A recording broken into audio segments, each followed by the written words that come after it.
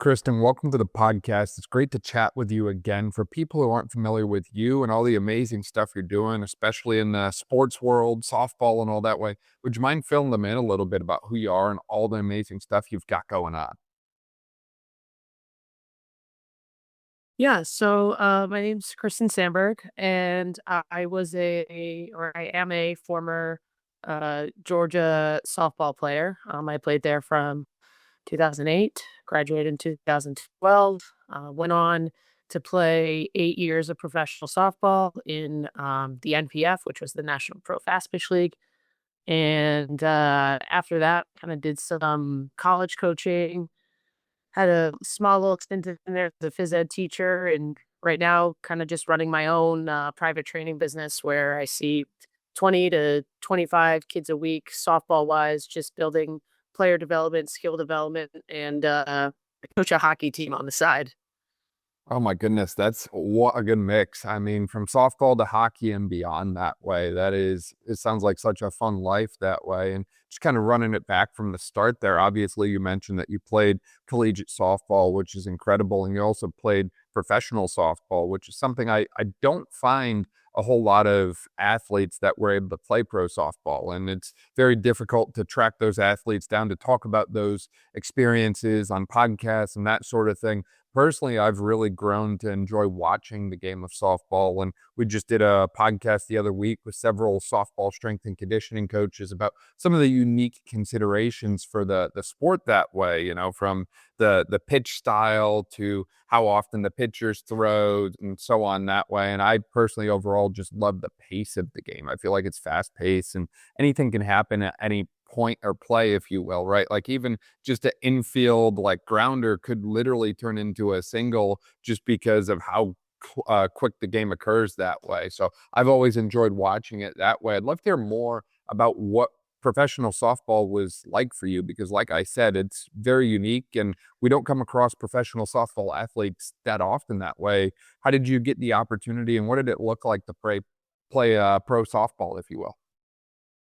So around that time, like I mentioned, the league, the National Pro Fast Pitch, they had a draft every year where there would be 4 or 5 rounds. I think at the time there was 4 or 5 teams. So you'd get 20 senior softball athletes across the country that would get drafted into this league that had a lot of actually former Olympians, Canadian, uh, USA, obviously.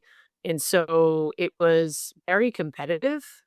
You, at any given time, could be facing off against, Monica Abbott or the Cat Ostermans or the Jenny Finches that are so prominent in our sport as a hitter who, they're tough to face. You had some of the best defenders. So where you were saying, a routine ground ball in the infield, you think you're safe, but you're not because they're just so strong in what they do. They can get rid of the ball quick. They're accurate in their throws. You're right. The game is much faster. I think as coaches, we always say as you go from one level to the next, it's like the game speed up on you. And it takes some time to kind of reacclimate yourself, even high school to college, college to pro. The game is constantly getting faster. So uh when I started my rookie year, I did a lot of just DHing every so often. I play a little bit of first base. I was a catcher in college. Eventually, as I got comfortable more with our pitchers, got behind the plate a little bit more. It was super fun. Traveled, did a lot of really cool things. Met a lot of really great people that I still keep in touch with. Played some really competitive softball, and I just had a blast with it. Yeah, that sounds absolutely incredible, and I'd love to hear more about what it was like being catcher in softball too, because I've noticed just watching on the TV, that ball moves in all kinds of crazy ways. They go up, they go down, they go left, they go right, and, I feel like to a certain extent, from my very limited experience playing baseball, and I wanna emphasize limited, there was a predictable element to it. Like, for the most part, they broke in certain directions, but in softball, it seems like it can literally go all over the place. And, with the proximity of the mound to the plate, like you have, again, just such little time to react to what's occurring in the moment, if you will. Yeah, I mean, you definitely got to be on the same page with your pitchers. You're calling pitches. You want to make sure that you get it right. that they're throwing, what their best pitches at any given time. The hitters were some of the best hitters I've ever had to call pitches against. And, there's a couple of times you get crossed up. You think you're calling a changeup and you get a fastball, and it's definitely happened where I've taken one off the chest, or I think I'm getting a curve and I get a drop.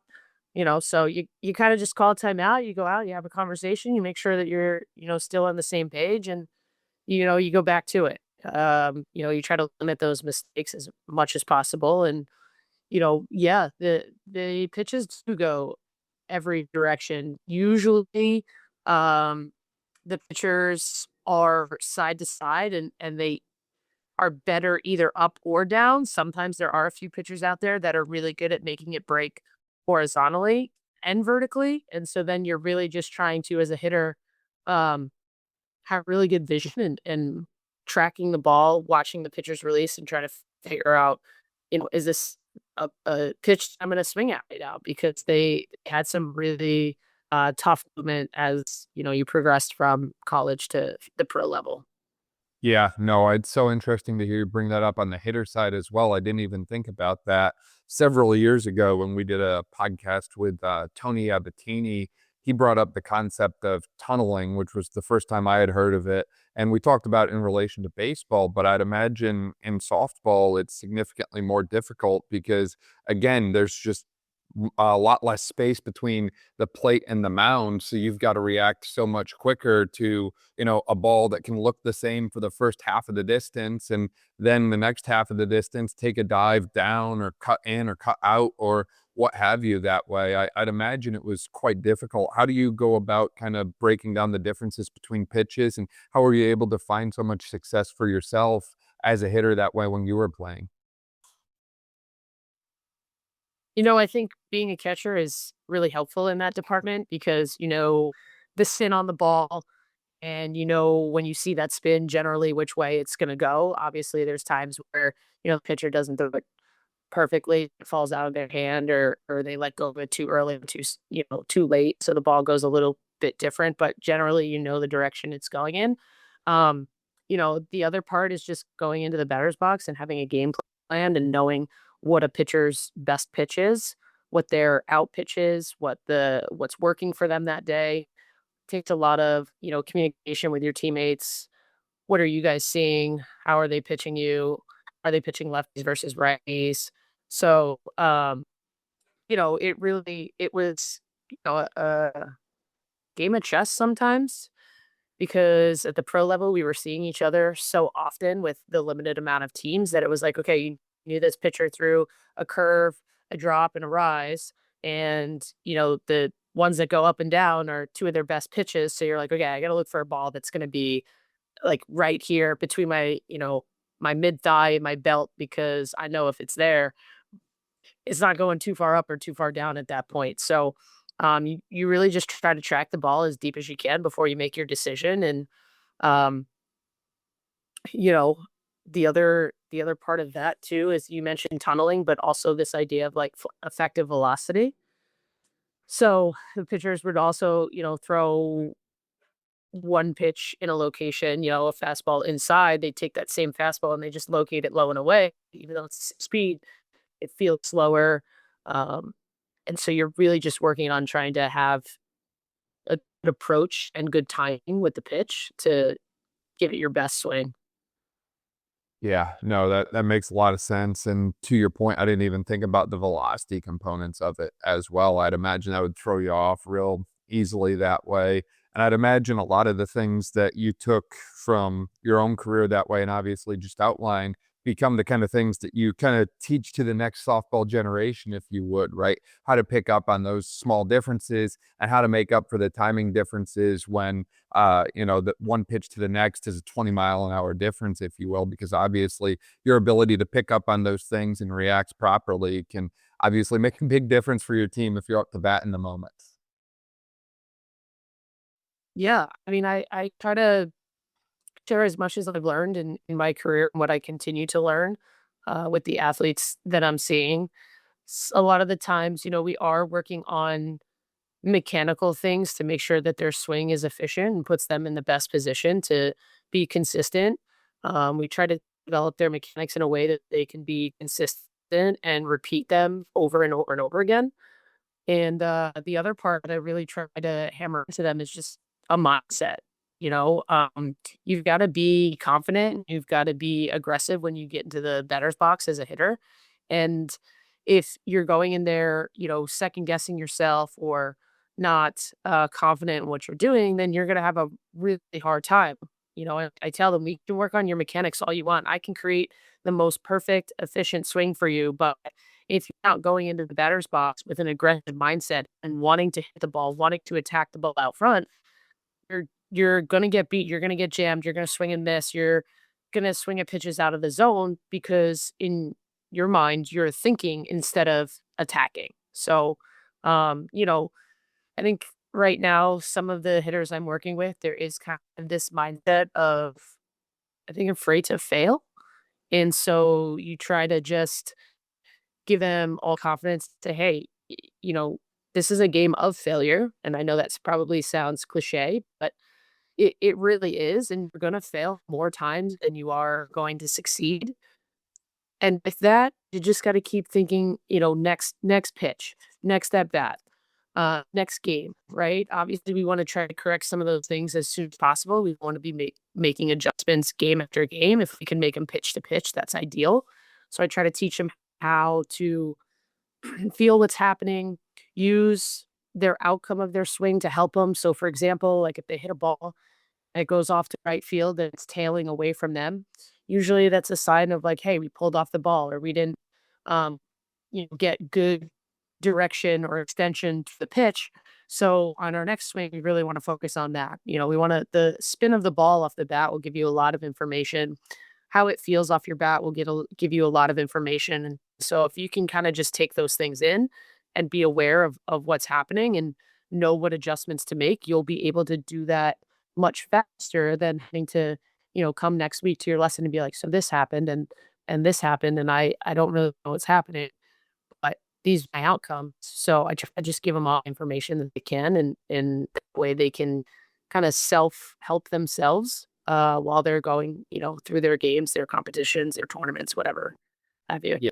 Yeah, absolutely. I love that. I think of it as like the difference between giving someone a fish and teaching them how to fish at the end of the day. And it seems like your philosophy involves a lot of teaching and a lot of development of independent skills that way to understand kind of where they went wrong or what could be different the next time, if you will. And it makes me think back to, I've read this in a book many years ago. Again, I was not that big in the baseball space, played for a bit, but no one as significant as like some of these other guys that I've worked with that way. But I think it was Carlos Delgado in this book had talked about how after every at bat he had, it didn't matter if it was just practice, if it was, in a game situation, he went back, went to the dugout. And this was, before the days of the iPhone 17 and before the days of the latest iPad. He would literally break out a pen and paper and write down a ton of different notes about the at bat he just had, right? Something to look back on, something to reflect upon.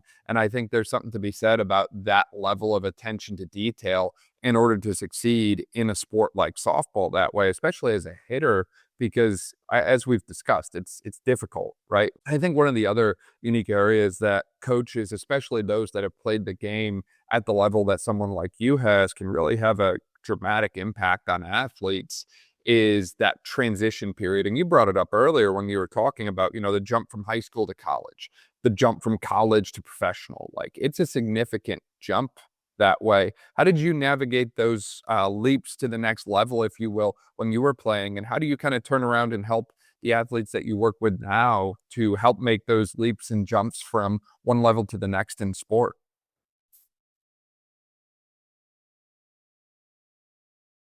Yeah, I think there's a little bit of an element of confidence and feeling like you belong there. I wouldn't have gotten the opportunities I did at Georgia if I wasn't proving myself as a high school athlete playing travel softball. There was obviously something they saw in me, that they believed in me, that they offered me, a scholarship and a spot on the team.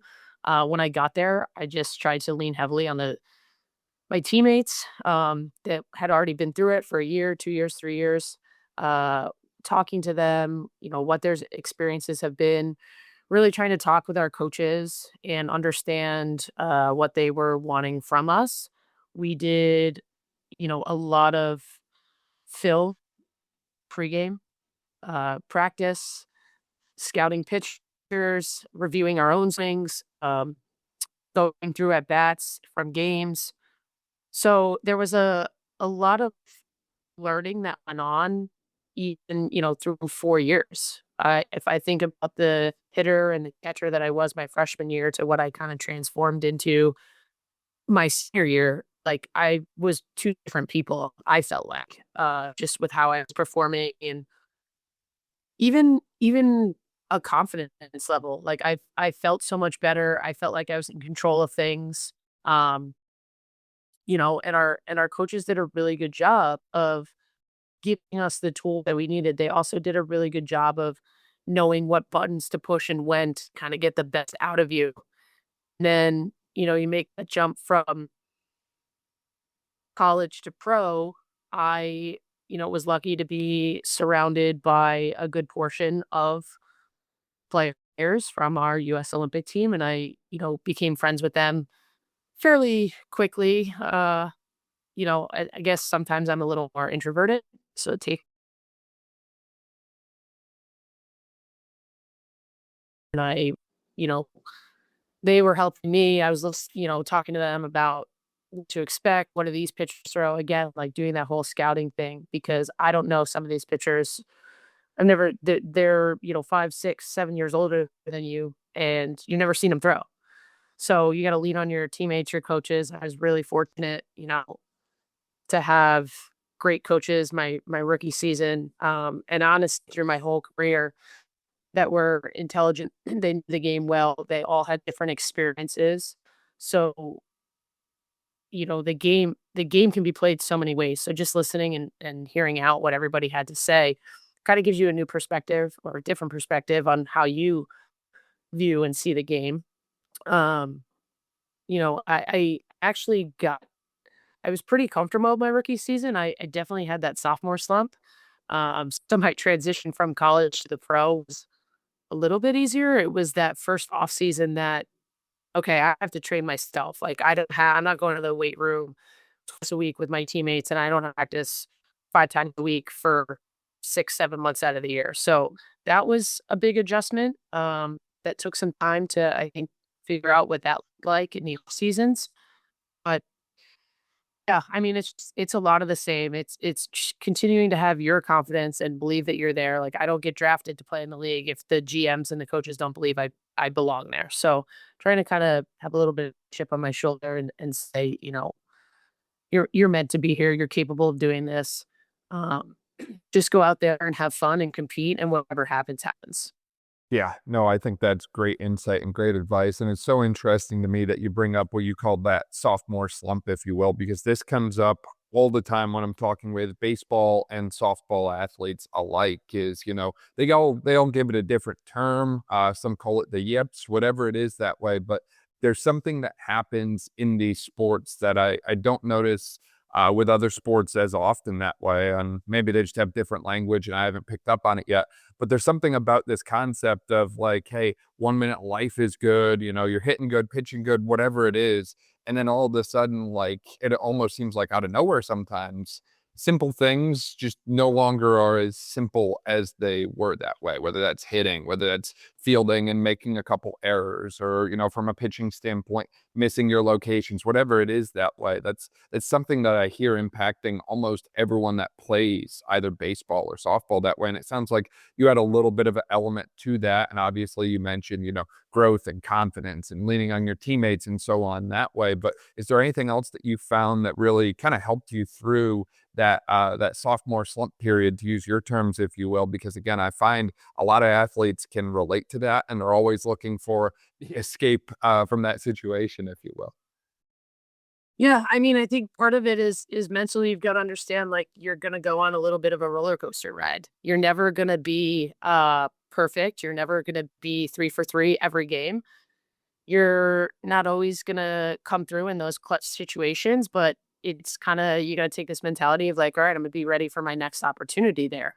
and I want to be prepared. So, not dwelling on the past, not dwelling on yourself and your performance. I think, one of the things that my college coach would say to us all the time is like, get off yourself and get on the team. And I've kind of held on to that because what that kind of means is like, if you're sitting there dwelling about your failures or you're only focused on your successes, you know, there's other things that are going on around you. There's 8 other people in the field. So if you're struggling, well, look at the success that the team is having. Hey, we're still winning games.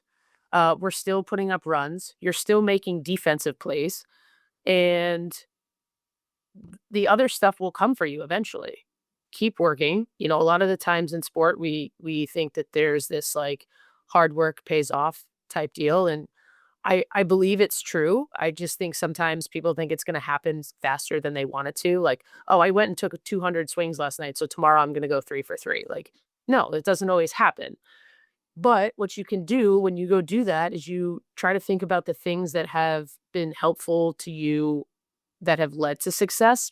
Maybe it's a drill that you've done over and over again that if you just go back to your roots and you go sit on a tee and you do that drill over and over again and you kind of build yourself back up from the ground, then you find that success again. So it's a little bit of for me, like use the people around you, keep leaning on them, keep trying to help them, pick them up, maintain a positive attitude. Hey, if you feel like you're struggling, but your name's still getting put in the lineup, like you're still getting written down on the lineup card, somebody's got faith in you. Uh, so to me, it's like, okay, if somebody feels like I'm still good enough to be one of the 9 hitters in this game, I've got to have some confidence in myself that I'm going to go out there and perform. Otherwise, what's the point of me being in that lineup? So there's a little bit of pulling that confidence from others too. I think we have this thought process sometimes. It's like, well, if you don't believe in yourself, who else is going to believe in you? But on the flip side, I'm the coach. I'm writing your name in the lineup. I believe in you. You need to believe in yourself too. And sometimes we just got to get out of our own way, simplify things, stay out of your head as much as you can, and just keep competing. That's the name of the game for me. Right, absolutely, absolutely, and you, use that phrase about kinda rebuilding yourself as you were talking as well, and I think that there's an element of that that's always true into situations like we were just discussing, but there's also an element of that that really holds true for the athlete who's facing injury, right? Hey, one day I'm running all good, I'm throwing the ball all good, next minute, all of a sudden doc comes knocking and they're like, "Hey, you can't do that for 6 weeks, or you can't do that for 8 weeks," or whatever it is that way. And that locus of control was literally just shifted totally away from the athlete all the way up to waiting on, a timeline or something like that from a medical provider, if you will, because of injury that way. And it's interesting because I've talked with some baseball and softball athletes who have told me, hey, I talked to my coach and, playing this sport, it's not a matter of if I get hurt, it's when. It's, hey, when is my elbow going to finally give? When is my shoulder going to kind of give? Which that's a whole separate conversation because I think I have different opinions than what some of these people in the space are saying. But, have you ever had to face an injury like that yourself in your career that way? And if so, what was that kind of process like for you going from, again, not being able to do the simple sport things that you were able to do all the way up to now I've got to kind of rebuild that from scratch, if you will.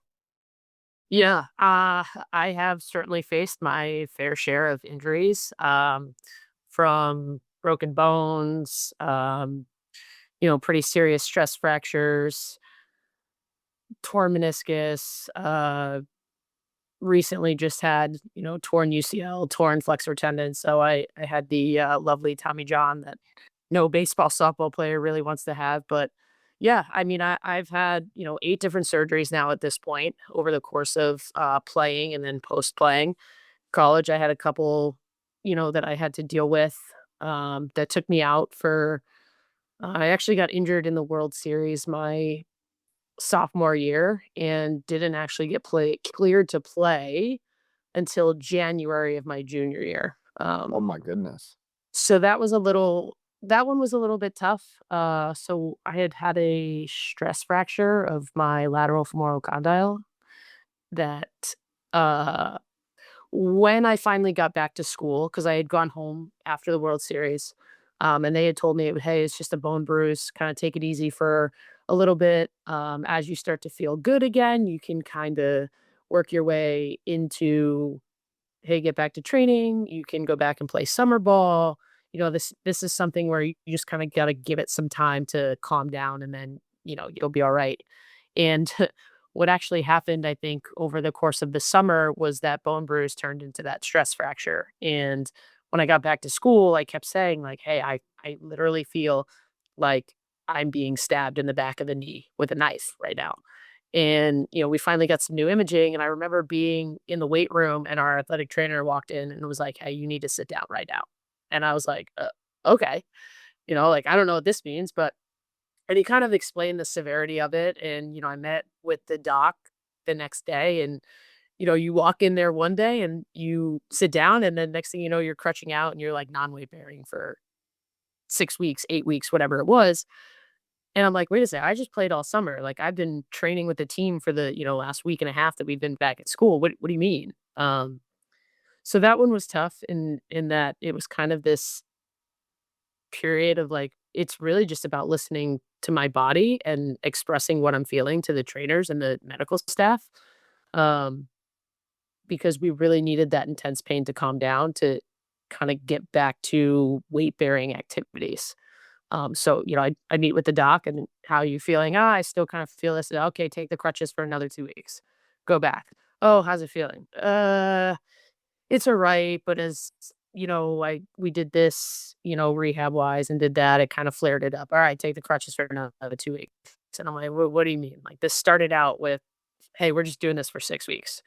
Next thing I know, we're into November, and I'm still, maybe down to 1 crutch at that point. I don't remember, but I felt like a really, really long process for something that wasn't like a major, like, it wasn't like a ACL reconstruction. It, for me at the time, it felt like it was very, minor, but it actually was not.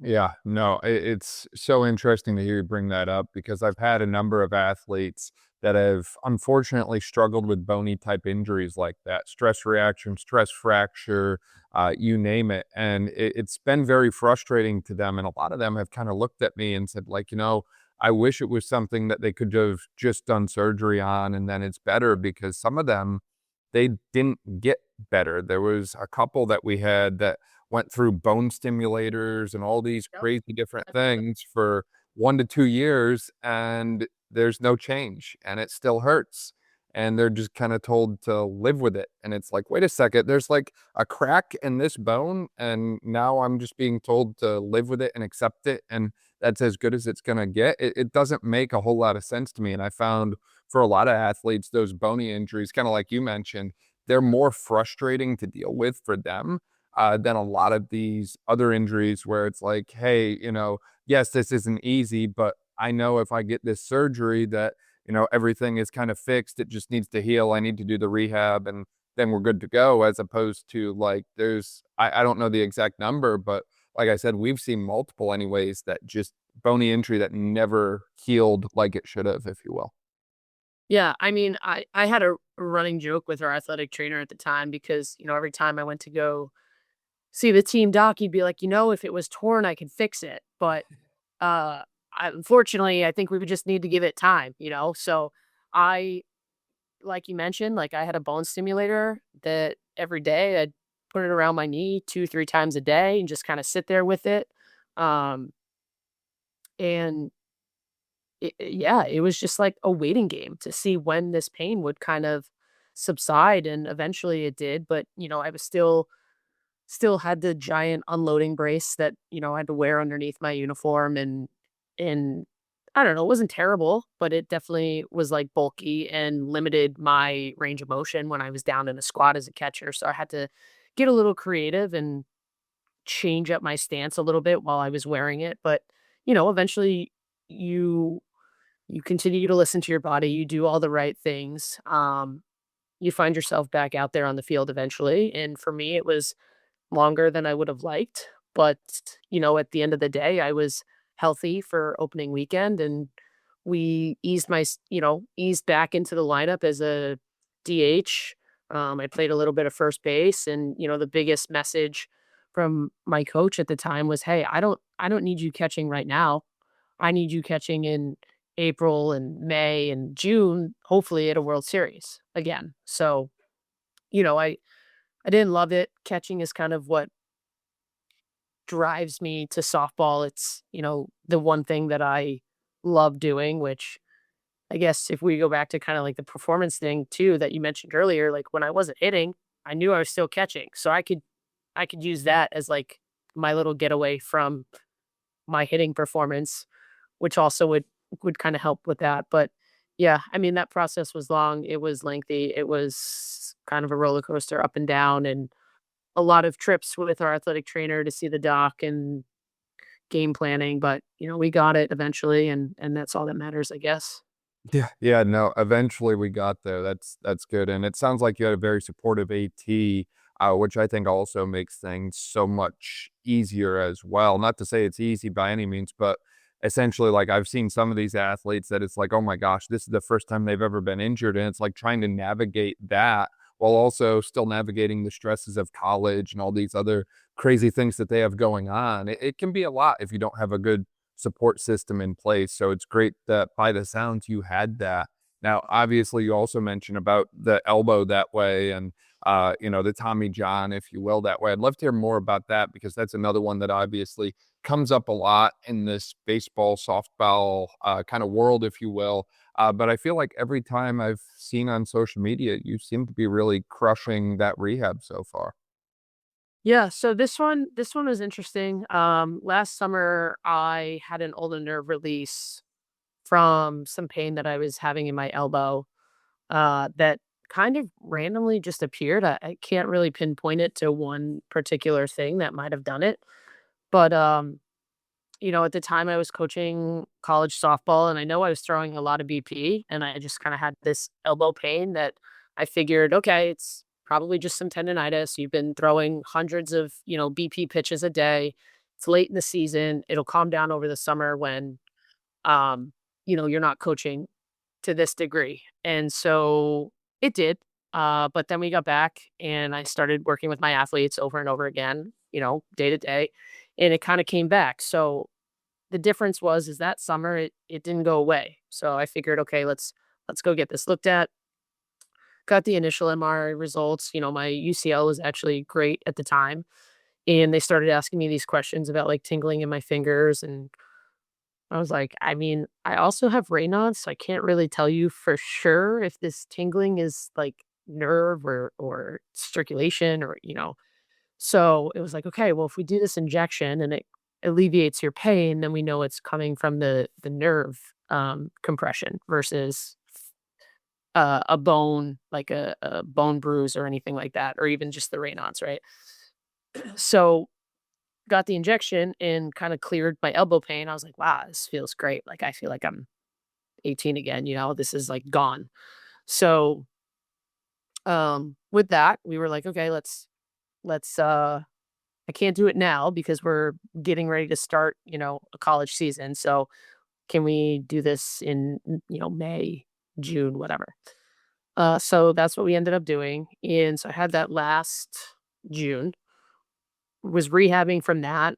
Um, and as I was rehabbing through that, I was starting to feel like some snapping while I was lifting.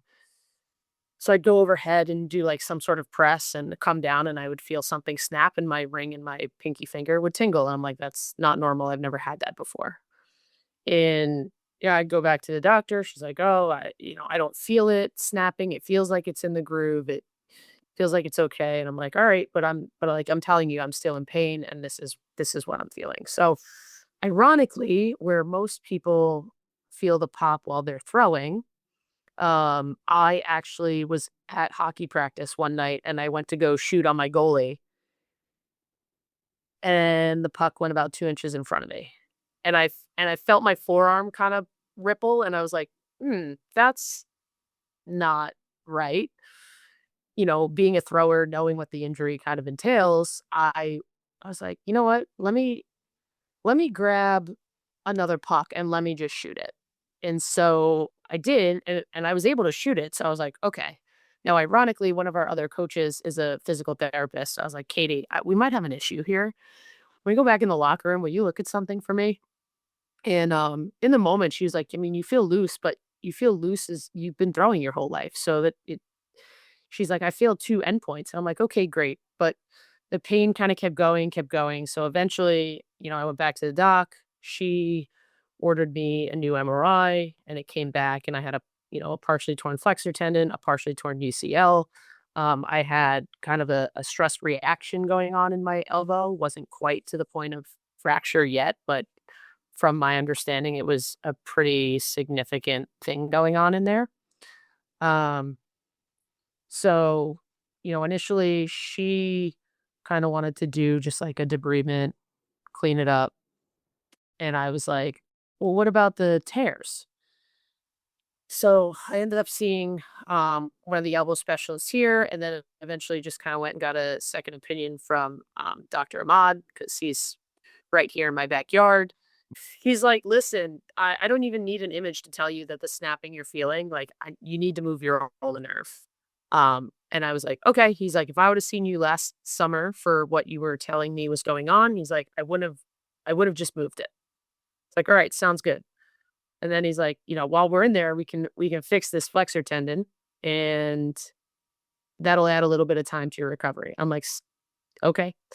And he goes, and then we can fix the ligament. I can stitch it. I put an internal brace in there. He's like, but that's going to add significant time. And I'm like, I understand that. I don't want to do this again. I've had 7 other surgeries. Okay. I'm not going to have you just go in and move the nerve and then wait for a full rupture. Like, Right. let's just hit it all and like let's be done with it. So that's kind of that timeline. And so yeah, I'm about 4 months into that. So strength wise, feel really good. Tried to throw the other day. Didn't go so hot. We'll try. We'll try again soon. Yeah, one day at a time, and I mean, I think it's such an interesting kind of, situation you found yourself in, and that's another thing I hear from a lot of athletes as well is, like, the days of get one opinion from a doctor and go all in on that seem to be fading to the past, and a lot of times, athletes need a second opinion or sometimes even more depending on what their injury is, and I think that that's something that I always advocate for, especially if it makes the athlete more comfortable, more confident in kind of what the plan and path forward is. Because to your point, going through 7 orthopedic procedures and or 7 orthopedic injuries, I should say, that's not something you want to continue to add to long term. So to your point, if you can just get it all done on one shot, that's probably what I would do. I've had other athletes that have had that with like ACL injuries and different things where it's like, well, you tore 70 to 75% of the ligament and, we could, see if we can patch you up and get through the season, or we could just do it now. And it's like, just do it now, start the process, and then get back sooner.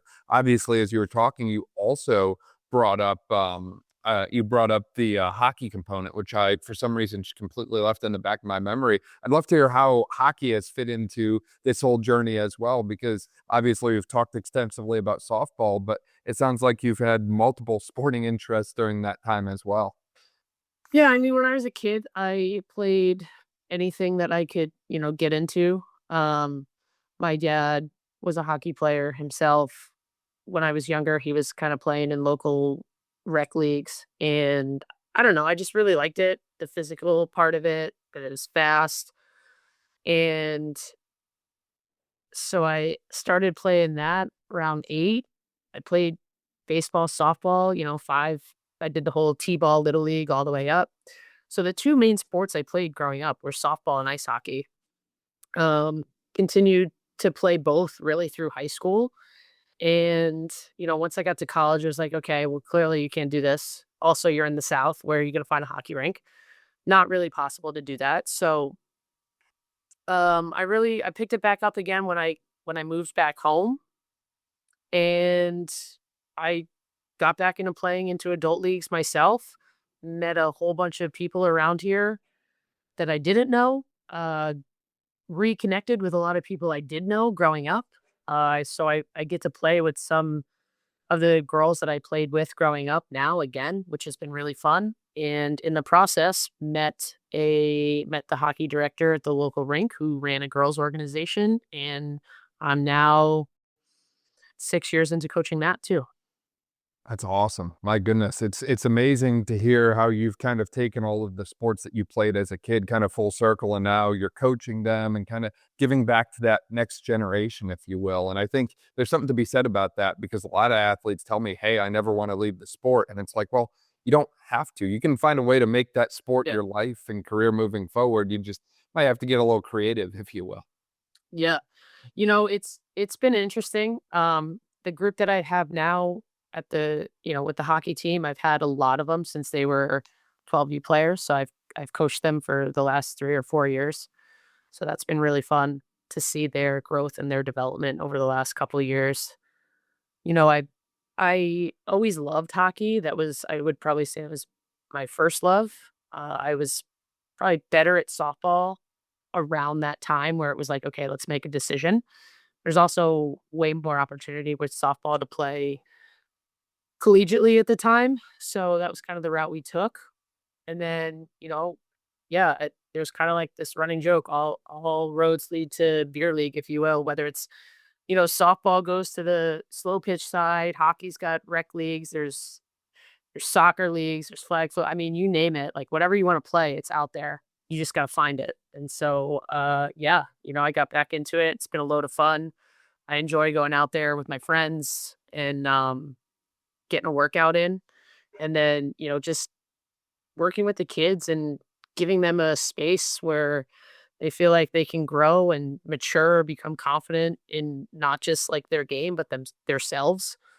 And it's one of those things that's like really rewarding as you're doing it. I think coaching is a really rewarding profession, no matter what you're doing it in, whether it's in sport, in a rehab setting, I would even say sometimes teaching, you could call coaching, right? It's just in a classroom setting. So, giving the kids tools and confidence that they need to succeed in life is, you know, like you said, giving back is just really fun to do. Absolutely, yeah, it's one of those things I find the cup never empties when you're too busy spending all of that energy to uplift others and pour into others that way. There's something powerful about that process of just giving into others and, again, giving back to the sport that gives so much to you, and obviously, you mentioned hockey might have even been the first love before softball. Softball was obviously number 2, and I feel like if I had to guess, number 3 is probably the Georgia Bulldogs. Do we Yeah. have any do we have any predictions for, this weekend's, upcoming game against Ole Miss here? Georgia by a million. And I'm assuming that, if the season ends, we're only gonna have 1 loss in the column there, at the end of the season, in a perfect world. Perfect world. Yep. One loss. That's it. All the way to the natty again. Yeah, no, that would be amazing, and, of course, it was a close one too. It's like, anytime you lose by a field goal, it's like, it coulda gone either way, as far as I'm concerned. Yeah. Yeah. You got to wonder why you didn't kick the field goal with, 8 minutes left in the game and just tie it up right then and there. But I get it. You're confident in your line that you could probably get a yard out of it, and it just didn't happen. No, it happens like that sometimes, and it's one of those things I always say, just full send it. So, if I was in the moment, I would have definitely full sent it as well, because Yeah. I mean, why not? Life is too short to not full send it. So, Kristen, this has been awesome. I really appreciate your time sharing so many different insights about your journey in sports and injuries and so on that way. Is there anything we missed as we were chatting today, or anything else you wanted to share with people listening? Um, I don't think we missed anything. Yeah. No, for sure. For people listening and they wanna keep up to date with all the amazing stuff you're doing online and maybe even reach out, obviously, you mentioned that you do a lot of coaching in the, softball and hockey space that way. Where can they find you at online, like, Instagram, TikTok, that sort of thing? Yeah, I've got my personal Instagram page, which is ksandberg23, and then where I share a lot of all my training insights, tips, different drills, is under All Pro PD, which is just short for All Pro Player Development, which is on TikTok and Instagram.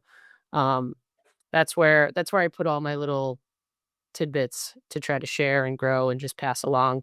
Uh, Try to get the best information out there. I think that's one of the things with the internet is it's really good to find information. It's also really good to find poor information. So try to do my best of sharing, my knowledge uh, to help and grow the game, grow the players. And yeah. Yeah, no, that's amazing. We'll link to all of that in the description below as well. That way, if you didn't quite catch it, you can just click there, see everything that Kristyn is up to. This was amazing. Thank you again for your time and insights, Kristyn. Yeah, no worries. Thanks for having me.